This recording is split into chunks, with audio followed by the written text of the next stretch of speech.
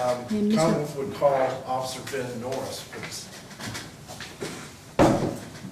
And before you have a seat, could I have you to raise your right hand? Yes, ma'am. Do you solemnly swear to tell the truth, the whole truth, and nothing but the truth, so help you God? Yes, Your Honor. Thank you. Can I sit down? Yes, you may. And Officer, for the record, would you state your name, please? Sir, Ben Norris. And Officer Norris, by whom are you employed? I work as a police officer in the city of Mount Washington. Okay, and how long have you been so employed? Over 3 years. And did you ever work as a police officer anywhere before being employed by Mount Washington? No, sir. All right. You heard Officer Batcher testify about 23-week training at Eastern Kentucky. Did you go through the same training? Yes. Did you go through it at the same time he did or at some other time? He graduated 5 months before I did. Okay. So in similar fashion, yes. All right. Some of it was an overlap, some of it wasn't. Correct. All right. And during that training, were you trained on, well, what did the training involve? As Officer Batcher stated, it involved numerous procedures, as in driving, DUI detection, laws, etc. Just everything for everyday patrol. Okay. Do you have your own police car? Yes, sir. Is there any other officer who uses that car? No, sir, just me. All right. And during the training that you underwent at Eastern Kentucky, did they teach you in DUI detection and, I guess, prevention? Yes. Your Honor, may we approach? Yes, you may. Come on forward.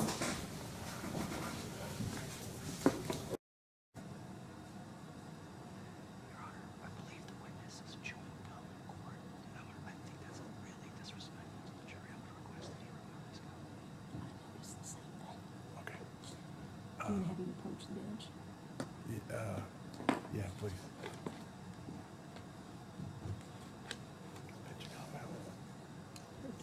It's all right. Have a seat. Thank you. Thank you.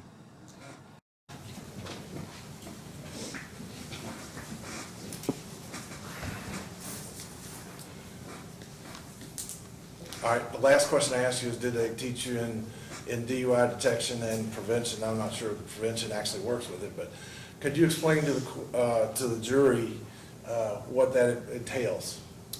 Yes, sir. It entails how to ID or identify subjects that are under the influence of alcohol.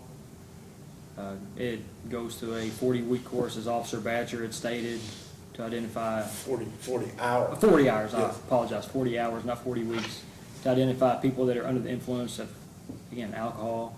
To actually bring individuals in that are students of Eastern Kentucky University that volunteer their time, that are over the age of 21, that have consumed alcoholic beverages, so that we can test them to see what it looks like for people to be impaired. All right, and during that 40-hour course, obviously, you're not the only student there, right? Correct. Did you participate in any of those detection tests that they have with the students? Yes. And how are you graded on that? You are graded on that depending on if you detect clues of people being impaired, which it goes into 3 different categories. As one of you've heard already, it's called horizontal gaze nystagmus. And what that is it's the involuntary jerking of the eyes. Nystagmus means the involuntary jerking of the eyes. And then also, that would be your first clue. Your second would be your one-leg stand and your walking turn that we learn.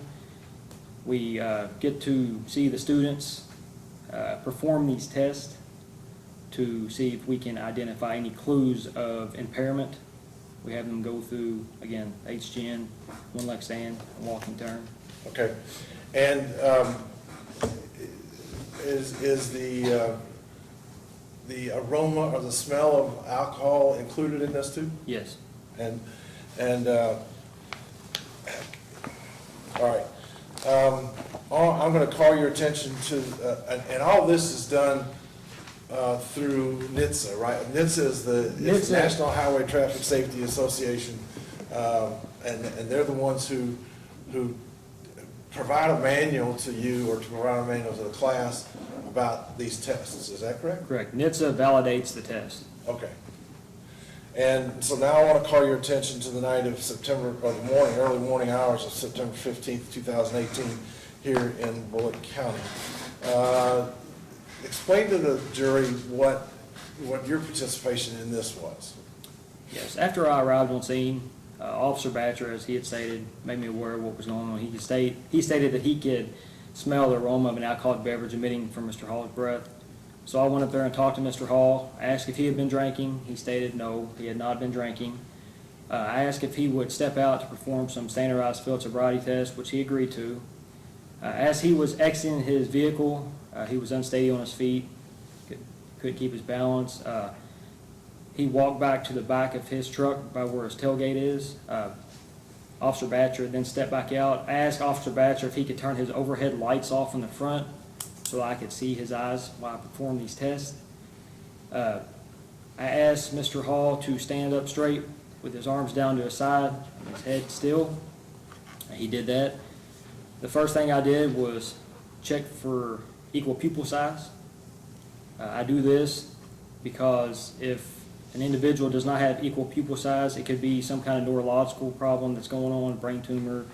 Then we would want to call an ambulance there to check them out. Mr. Hall's pupils are normal. They're both the same size. The next thing I checked for was resting nystagmus. And what that is, ultimately, is if you're looking at somebody's eyes and they make a jerking, like flutter, when they're just looking straight forward, again, that could be a medical condition going on. You would want to call an ambulance to make sure that the individual is okay, have them go to the hospital. He did not have any jerkiness from resting nystagmus. And the next thing I checked was equal tracking. And why I do equal tracking is to make sure that the individual can do the tests that I am about to perform on him. So what I do is I take my stimulus, which my stimulus at this time was my finger. You can use an ink pen, you can use a pencil. I like using my finger just in case, I don't want anything to be dropped, potentially use a weapon. Not saying Mr. Hall would, but just for our own safety, I'll usually use my finger. I hold my finger about eye level, about eyebrow level, 12 to 15 inches away from Mr. Hall's face. And I ask him to follow my stimulus with his eyes and his eyes only, and I do not want him to move his head. I start with his left eye, and in a motion, I hold my finger, my stimulus 12 to 15 inches away from Mr. Hall's face, and it should take me about 2 seconds to go to Mr. Hall's left part of his face, and then back to center, and then the right part of his face where his eyes are tracking me. And I do this twice in each eye. And I do this to make sure that he can properly track my stimulus so I can go on to the HGN part of it. Mr. Hall's eyes tracked properly, and I went on to the next step, which is the horizontal gaze nystagmus test. The first test I administered, it was like a smooth pursuit. In similar fashion, it's just like equal tracking, 12 or 15 inches away from Mr. Hall's face, eyebrow level, and I start with his left eye. And it should take me approximately 2 seconds to go from his middle of his face to about his shoulder, and then back to the middle, and then the right part of his face. And what I'm doing is I'm checking for the involuntary jerking of the eyes. What this should look like in a non-impaired person, when I check for like a smooth pursuit, it should be like a marble on a glass. It should just roll with no stoppage or no involuntary jerking. Mr. Hall's eyes showed the involuntary jerking of the eyes as I checked his left and his right twice. The next thing I went on to was, it's called distinct and sustained nystagmus at maximum deviation. Again, what this is I hold my stimulus approximately 12 to 15 inches away from Mr. Hall's face. I start with his left eye, and max deviation means as I bring my stimulus over to the left part of his face, I don't want any of the white of the left part of his eye to show. And I hold it there for 4 seconds minimum to see if I see any of that involuntary jerking. And while I did that, I held it at max deviation, and I could see the involuntary jerking of the eyes. It was a flutter. I held it there for 4 seconds. I went back to the center of Mr. Hall's face, and then I went to the right part of his, the right side, and I checked for that distinct and sustained nystagmus at maximum deviation. And again, when I go to the right side, there should be no white of the eye showing, and you hold it there for a minimum of 4 seconds. And I seen that involuntary jerking of the eyes. I do this twice in each eye. And the next thing I tried to perform was the onset prior to 45 degrees. But before I could get to that, Mr. Hall stated that he did not want to do any more tests. I said, okay, would you have any problem performing any balancing tests? He said, no, I don't want to do any balancing tests, so I did not move on to the walk and turn or one leg stand. At that time, as Mr. Hall was talking to me, again, I could smell the odor of an alcoholic beverage emitting from his breath. So based upon my training and experience for HGN, I placed him under arrest. What did, at the academy, when you went through this training, what did the NHTSA tell you was the reason for giving this HGN test? The reason giving these HGN tests is, once again, with the HGN, it's nystagmus is the involuntary jerking of the eyes. This is validated by NHTSA, the National Highway Traffic Safety Administration. A normal person who does not have any alcoholic beverage or drug, I should say, in their system, depending on what drug it is, will not have that involuntary jerking of the eyes. So if I was to test somebody who had not had any alcoholic beverages, they would not have that involuntary jerking of the eyes unless they had a medical condition, which there's a screening that we go through first, which I explained, which he did not. Okay. After he, all right, you asked him to do the one leg stand, you asked him to do balancing tests, and he refused. Is Correct. that correct? And what did you do at that point? After he refused, I placed him under arrest. I walked him back to my car. I finished writing my citation, and then I transported him to Bullitt County Corrections. Okay. During that transportation from Parkview and Flat Lick to the detention center, did he make any statements? Yes, sir. He volunteered a statement stating that he knew he shouldn't have been speeding or driving reckless. All right. Did you ask him a question that I led did to not. that? All right. So he volunteered that statement? Yes, sir. All right. Once you got to the detention center, what happened at that point? When we got to the detention center, I took Mr. Hall, I should say, out of my patrol vehicle, and I took him into the BA room, which they call it a BA room, it's called a blood alcohol room. It's a room to wait for the jailers to come out to get the inmate. All right. As we went in there, they had implied consent paper on the wall for all officers. They keep a stack of them. After I set him down, I told him I was going to read him in his implied consent. I told him if he had any questions about it, wait till I got done reading it to him. But by state law, I had to read the implied consent to him. And did you do so? Yes, sir. And what happened at that point? I read him his implied consent, and I requested a test for a blood draw, which he refused. And then what happened? Let me backtrack that. I asked him if he wanted an attorney first, which he had 10, but no more than 15 minutes to attempt to contact and communicate with an attorney. I do not recall if he wanted an attorney at that time. He may have. I can't recall. If he did, I'm sure he called. If he didn't, then we went on to the next thing, which I requested for a test of his blood. Okay. And then he refused that? Yes. Okay. And then what did you do? After that, the inmate, or the jailers came out to take Mr. Hall back. I had a signature at the bottom in the compliance consent where I signed off on it.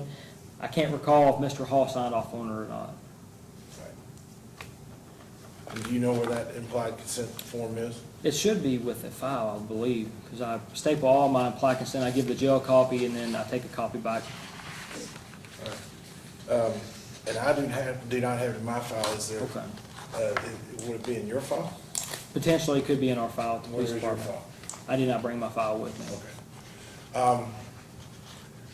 All this occurred in Bullitt County, Kentucky? Yes, sir. Do you recognize Mr. Hall here today? Yes, sir, I do. And could you identify him for the court? He's sitting with a black vest and blue T-shirt on, All to the and right of his May the attorney. record reflect he did identify the defendant. Yes, sir. No further questions. Thank you. Mr. Forman. Thank you, Judge.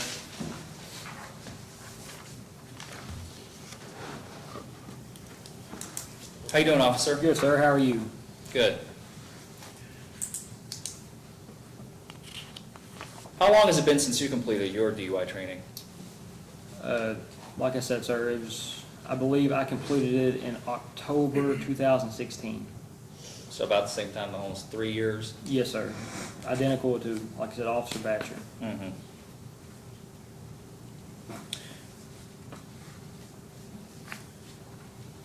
You wrote the citation in this case, correct? Yes, sir.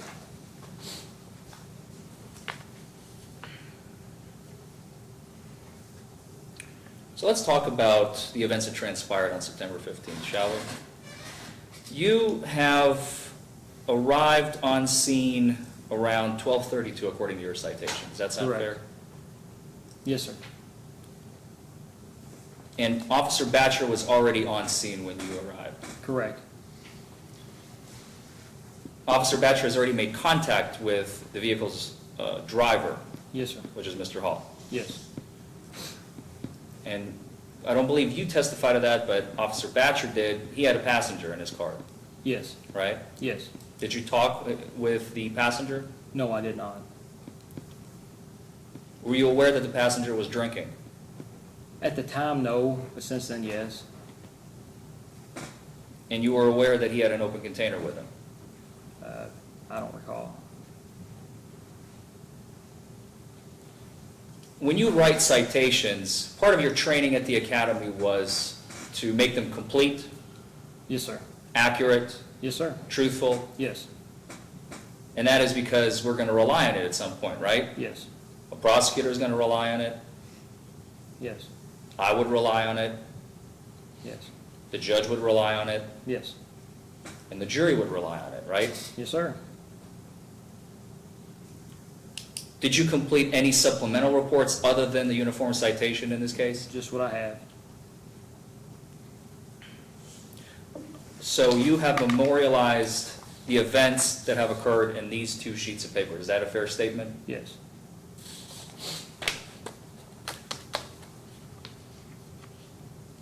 You ever heard the phrase in your training, I believe, I'm not sure if I'm quoting it exactly, but remember, if you didn't write it in your report, it didn't happen. Do you remember Yes. that in the training? Yes.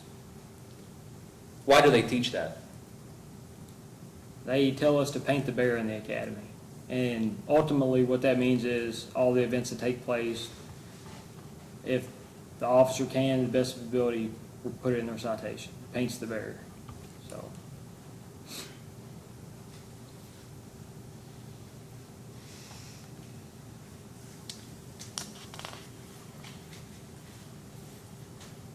So in your citation, you have noted the observations of Officer Batcher as well as your own, correct? correct.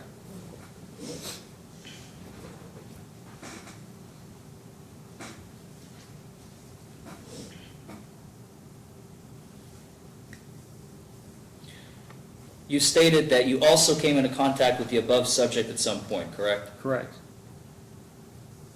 And you testified that you could smell an odor of alcohol coming from his breath and his vehicle, right? That's correct. And when you asked Mr. Hall if he had been drinking, he stated, "No, I have not." Correct. And you have no capitalized in your citation. Correct. Is it because he made an emphasis on it? Yes. Usually when I use that, it's what the individual states. Like, no, I did not. That's what he stated. Right, I'm asking you, why is the no capitalized, N-O? Both letters are capitalized. Oh, I don't recall, I'll be honest with you. Would it be a fair statement that he probably made an emphasis on that no? Potentially, yeah. I mean, you wrote the citation, that's why I'm I'm asking. well aware I wrote the citation.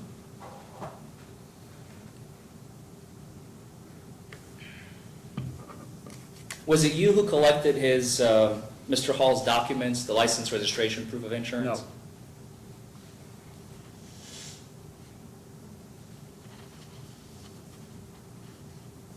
You've indicated in your citation that his eyes were bloodshot and glossy, right? Correct. You're aware that a very common indicator of impaired drivers is slurred speech, right? Yes. And he did not have any slurred speech. No.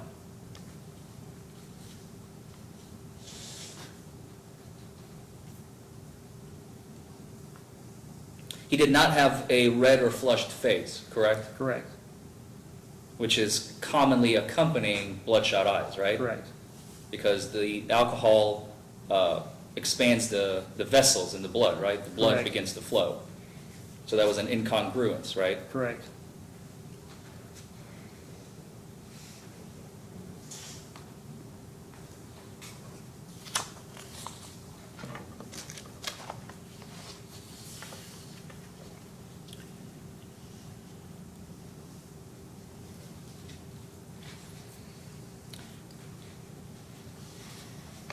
When you asked Mr. Hall out of the vehicle, you have stated that he was very unsteady on his feet and could not keep his balance, right? Correct.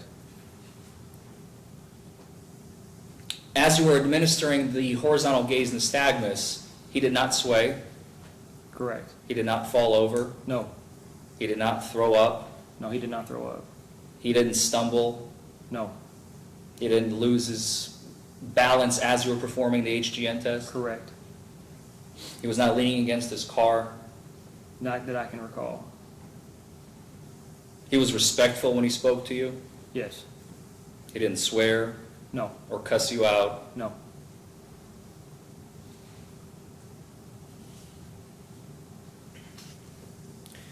And you've already testified that you performed the horizontal gaze nystagmus test, was the first test, right? Before I performed the horizontal gaze nystagmus, I checked for the medical exemption of that, the pre, this equal pupil size, the resting nystagmus, and the equal tracking. I'm sorry, I usually lump them together as part of, because I believe they're in the same chapter, the HGN chapter, Yeah. so in my head, they're kind of like That's fine. part of the HGN test. But I understand where you're coming from. So before you perform the actual looking for the clues, if you will, you found that he had equal pupil size, the pupils were equal, the size was equal, and the tracking was equal, right? Yes, sir, that's correct.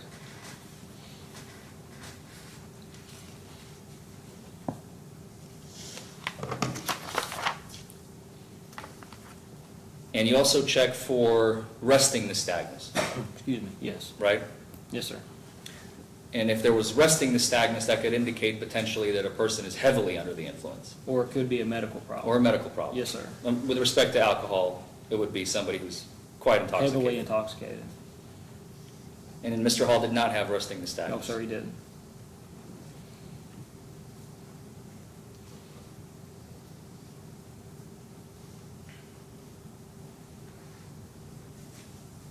Do you recall Mr. Hall stating that he has an astigmatism? No, sir. Are you aware that nystagmus can occur for a variety of reasons other than alcohol and other than just a simple medical condition, Yes. like hypertension, Yes, high blood pressure? correct. I also have taken a advanced class, A-RIDE class for impairment, advanced roadside impaired driving enforcement, that indicates different types of nystagmus, drug-induced nystagmus, stuff like that. So you've learned what type of nystagmus to look for. Correct. Are you an ophthalmologist, Officer Norris? No, sir. Are you an optometrist? I'm no doctor at all, sir. Not an eye doctor? No, sir. You don't have any medical training? No, sir. Nothing to do with the eye? No, sir. You're aware that nystagmus can occur naturally in a human being? Yes, sir. And after the horizontal gaze nystagmus test, you asked Mr. Hall to perform other tests which you refused to comply with, right? Yes, sir. As stated before, I asked if you had any balancing problems. He stated no. I said, would you like to perform any balancing test? He said no. At which point you placed him in handcuffs Yes, sir. and placed him in the back of your cruiser. Yes, sir. And he complied. He complied.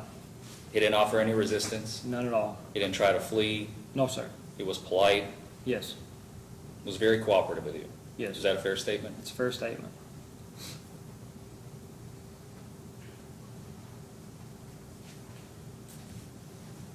You have an option to ask an individual to submit to a breath or blood test, right? It's breath, blood, or urine. That's correct. You did not ask for breath in this case. I did not. You gave him the implied consent form to sign, right? Yes. Like stated earlier, I don't recall if he signed it or not. But yes. So if you didn't sign it, you didn't do your job properly. Well, there's a lot of people who refuse to sign it. so that's not technically right. But you've indicated earlier that there is a copy somewhere in either the prosecution's file or your file, you just don't know where it is, right? Yes, sir. You did not have a body camera on you No, on sir. September 15th. No, sir. Did you have an in-car camera? No, sir. After you took him to the jail, did you secure any Sally Port video? I did not. Any jail booking video? No, sir. Any video at all? No, sir. Any audio recording? No, sir. So there's no video or audio recording with you that you brought to court with you today, as far as you know? That's correct.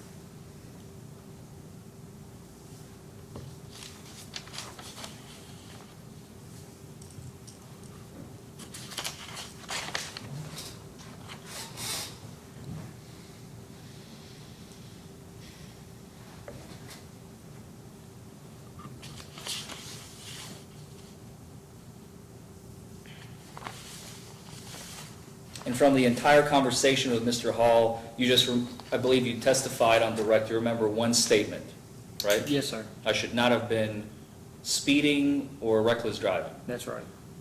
You don't remember anything else? No, sir. No further questions? All right. Just, Officer Norris, again,